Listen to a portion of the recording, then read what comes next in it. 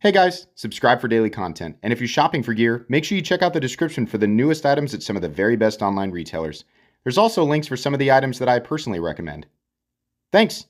What's going on YouTube? Metal Complex here, and today I've got a very interesting knife review / knife overview to share with you guys. This is the prototype Kunwu Chad. And you might be thinking, cool, but it looks very similar to a lot of other Kunwu knives. It's just got more, one of the axis lock things on it. So what's so special about it? This guy, aside from being a genuinely good design, is going to be utilizing PM60 steel, which is really cool. I was not familiar with this steel at all. It's capable of very high Rockwell hardness. I think they're actually going to be trying to hit 68 to 69 Rockwell on this thing. And it boasts incredible edge retention. What's amazing is that Kunwu is utilizing some more interesting steels. They're not doing the, they've got some knives that come in LMAX and some steels that we're familiar with, but they're also doing some more exotic stuff and still keeping the price extremely reasonable. So that's very exciting. I know that a lot of you who collect knives in this territory or buy knives and use them in this general price range, you see a lot of the same steel. So it's really cool to see Kunwu doing something like this. These will be available soon. In fact, by the time you're watching this video, they might be available. In any case, I will link them right down below so that you guys can check them out if you want to. It does help my channel when you use those links, but that's entirely up to you. Thanks so much to Kunwu Knives for sending this prototype in for me to take a look at. Thanks to my patrons for supporting me, and please make sure to follow me on Instagram at metal_complex. You may have noticed that there's a wire clip on this guy and everything. So it shows here on the paperwork that they sent. It says, "Hi, we have changed some details on Chad. We will add a 3D milled clip to it. Wire clip can also be fixed as well." So it looks like you will be getting a milled clip. At least that's what it shows in the paperwork. So I wanted to be clear about that. That's cool that they did it that way because, we have an ambi locking system, and we also have ambi clip mounting positions. The bummer being that it's just if it just came with a wire clip, it'd kind of be like, huh. But it's cool that they have a milled, like a 3D milled titanium clip that can also be mounted on either side. So that's really awesome that they did that. I love that Kunwu is thinking of left-handed people. Just wanted to get that out of the way before we got started. Let's go ahead and measure this knife. Overall length coming in at 8 inches by my measurement. Blade length 3.5. Cutting edge is gonna be 3.25. How about some size comparisons? Up against the Ontario Rat Model 1 and the Ontario Rat Model 2. So you can see here it's closer to the size and the presence of the Rat 1. How about up against the Demco AD 20.5? How about up against the Spyderco PM2 and the Spyderco Para 3?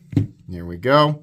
And last but not least, let's put it up against the Benchmade Bug Out and the Benchmade Griptilian, or in this case, the Ritter Hogue. All right, how's the action? The action is great. It's exactly what you'd expect from this type of system. I like these little lever tetrahedron things. It really works well with your finger. It's very easy, whoops, unless you get your index finger in the way. But it is actually very easy to reverse flick the knife. I did that slightly off camera. And it's also easy to just thumb flick it. These little, they're little pieces of, actually they might be steel. Let's check here.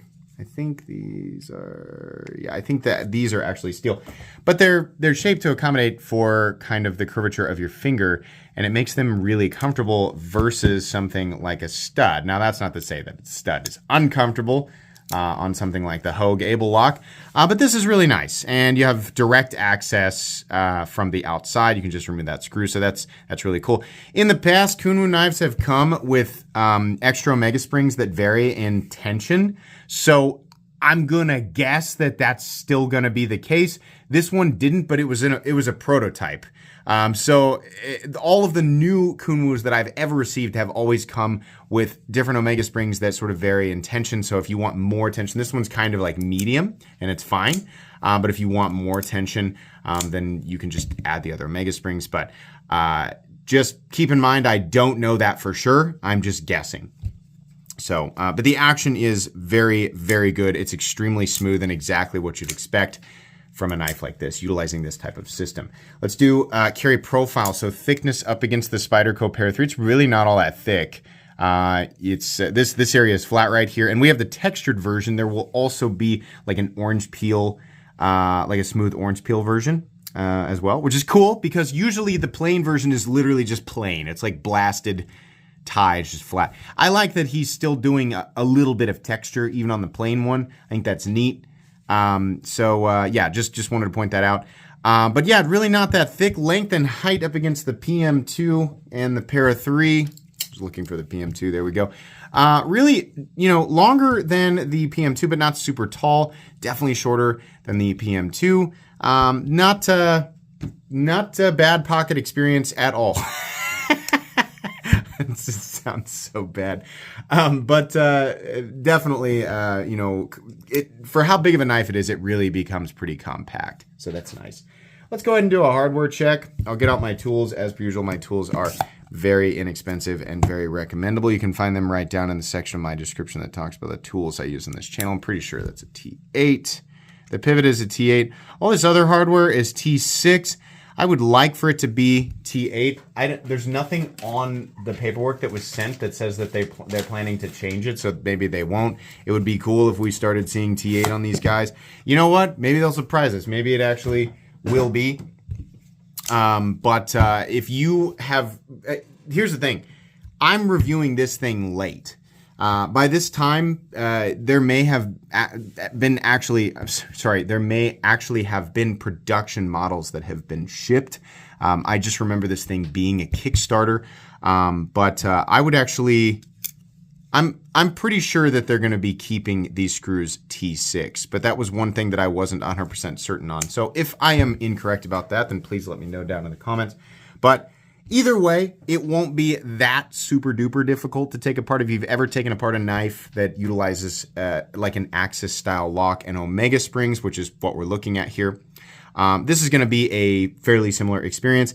It's not nearly as easy as something like a liner lock or a frame lock, but it is 100% possible. You just have to be a little patient, and I would make sure that you've got a container or something that you can not only keep your parts in, but anytime you're working with springs, it's always a good idea to kind of do it underneath a container. So if something flies off, you don't do what I do and spend like an hour and a half looking for the part.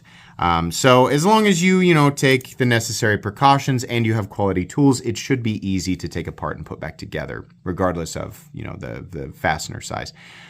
2 screws on each side and then one holding in the pocket clip. And it looks like, just like it showed on the paperwork there, it looks like they are setting up the milled clip to also only use 1 screw, which is cool.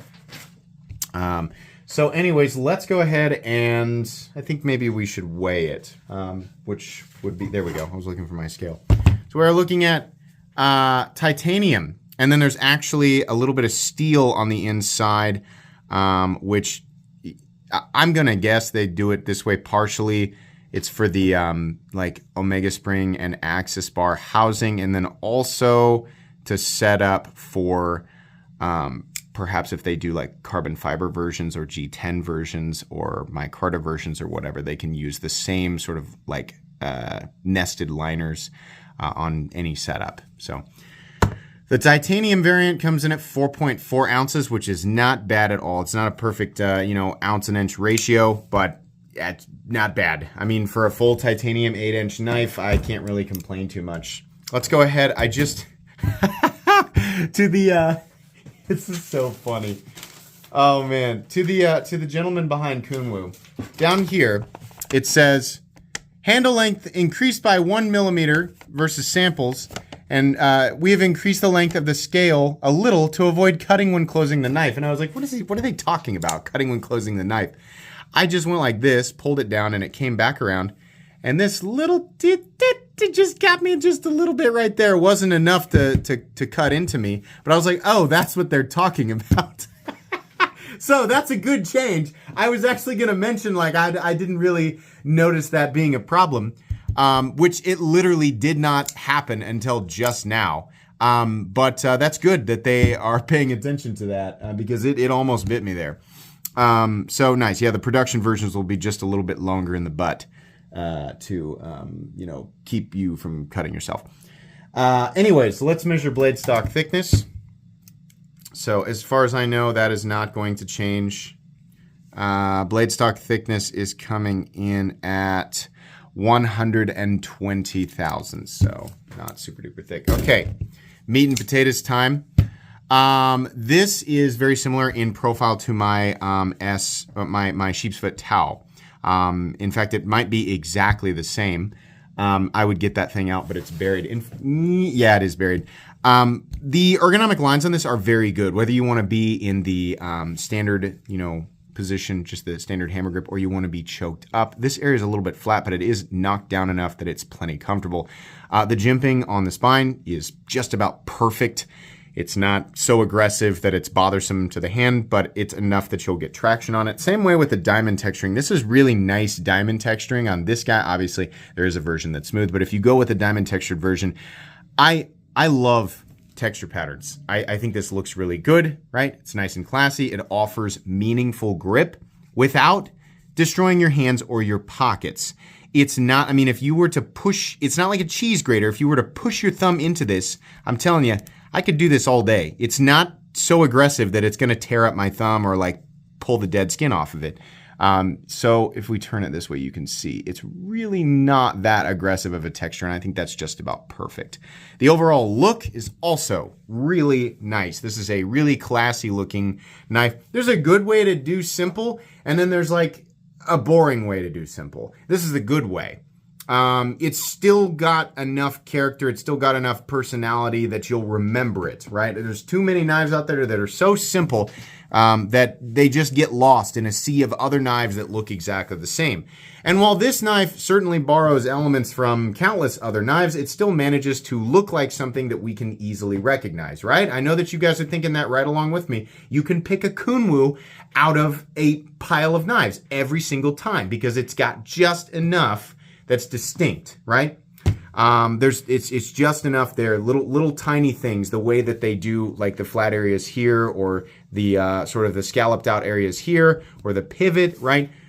Just little tiny things make Kunwu knives stand out just a little bit. This is just about the most perfect sheep's foot blade ever. And I prefer blade shapes like this for EDC over anything else. I still, always say aesthetically, I like how a drop point looks better. But a Wharncliffe or sheep's foot blade to me is about the most ideal day-to-day blade shape.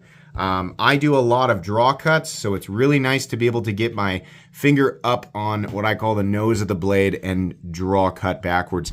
And slicing is going to be, relatively the same. This knife, this blade shape does not have any curvature. It's just a straight edge, but it will still slice.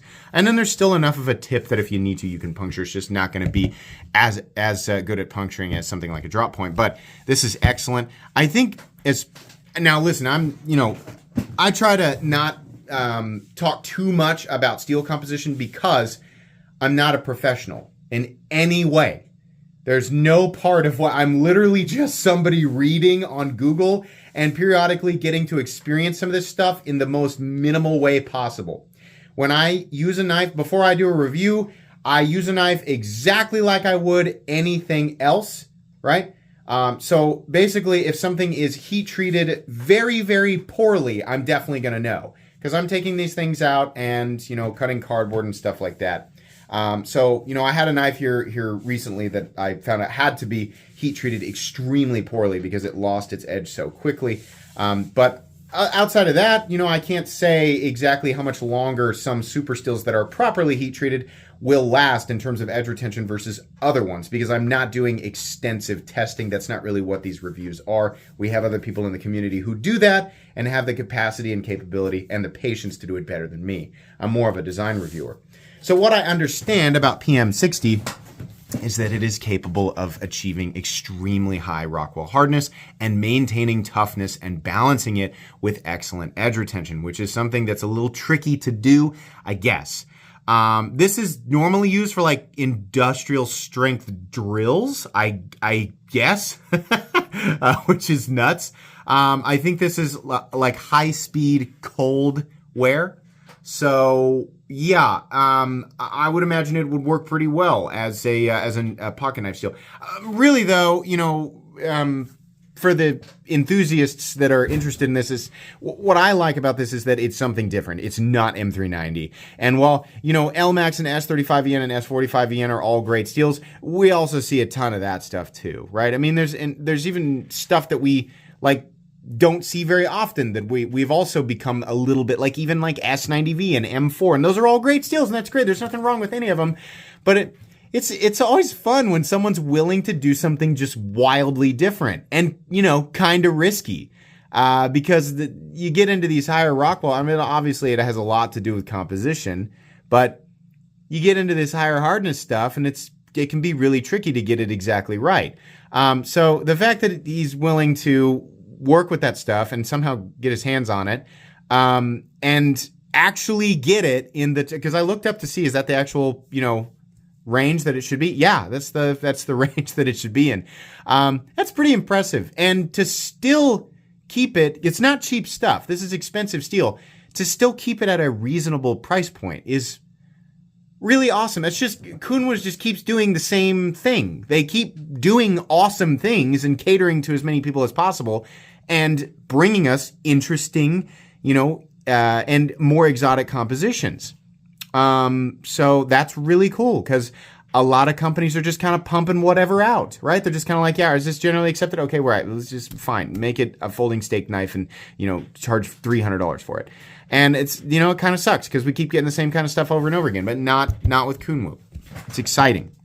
I like this tumbled finish. I did see on Blade HQ, the listing, it said that they were coming soon, that they were listing both models as satin. I have to assume that they will do a tumbled blade. Like this looks really, really good. So I would imagine you would have both a satin and a tumbled finish option. But this looks very, very nice. Everything looks nice and even. The final cutting bevel looks good. The behind the edge feels relatively thin. So that's good. I mean, it's going to be a good cutting device for sure. It's going to be a comfortable cutting device. It's going to feel purpose built. It's going to feel like the person who designed it, also had human hands and cared that the tool fit inside of those human hands, right? So it's really nice. It really feels like something purpose designed, purpose built. So really nice. I keep saying the same thing over and over again. It's really nice. It's purpose built. We have a couple of standoffs back here, which is perfectly fine, right? A lot of people expect a full titanium backspacer. I think they are already delivering a lot for the money. So I can live without I don't know about you guys, but on this, I can definitely live without a titanium backspacer. I don't need the titanium backspacer to be part of the excuse for the price tag because the price tag is good. I don't know if they will send both a wire clip and a milled clip. It wouldn't surprise me if they did, but I'm not going to sit here and say that's absolutely going to be the case. It just shows that they went ahead and did a milled clip for it. So that, I believe, is what you should expect to receive. The wire clip is fine. The mounting position for it is also fine. I think the length of it is fine.